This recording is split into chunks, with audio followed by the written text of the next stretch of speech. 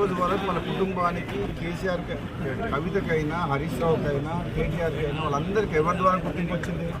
కేసీఆర్ ద్వారా. కేసీఆర్ లేకుంటే కవిత ఎక్కడుంది? అది ఒక కుటుంబంలో ఆధిపత్య పోరు కాస్త బయటకు వచ్చి పార్టీ పెట్టింది. నిజంగా ఇది పెద్ద జోక్. కవిత పార్టీ కవిత డెఫినెట్గా మొట్టమొదటి సమావేశాలనే ఒక ఆడకూతురు ఆడపిల్లకు తండ్రి అంటే ఎంత ప్రేమ ఉండాలి. ముఖ్యంగా తండ్రికి కూతురు అంటే అంతే ప్రేమ ఉంటుంది, కూతుర్లకు కూడా తండ్రి అంటే అంతే ప్రేమ ఉంటుంది. ఆయన ఒక ఉద్యమకారుడు. కేసీఆర్ తెలంగాణ రాష్ట్ర ఏర్పాటులో కృషి చేసిన వ్యక్తి. అటువంటి వ్యక్తిని స్వయాన కూతురే ఆ విధంగా మాట్లాడడం అనేది డెఫినెట్గా ఆమె మొట్టమొదటి సమావేశాలనే తప్పు చేసింది. దాంతోనే తెలంగాణ ప్రజలందరూ కూడా ఆలోచించుకుంటారు ఏమని. తండ్రిని గౌరవించుకోలేని మనిషి ప్రజలకు తల్లి ఎట్లయితుంది? ఏదైతే నేను తీవ్రంగా బాధతో చెప్తున్నా, చాలా తప్పు మాట్లాడింది కవిత.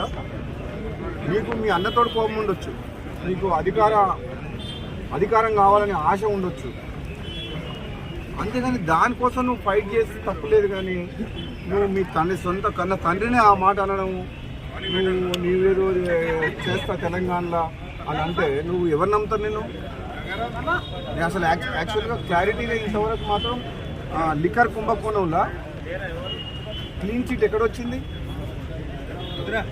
మద్యం కుంభకోణం విషయంలో కోర్టు ఇంకా పెండింగ్లే ఉన్నది. దానికి మంచి ఆధారాలు ఉన్నాయి.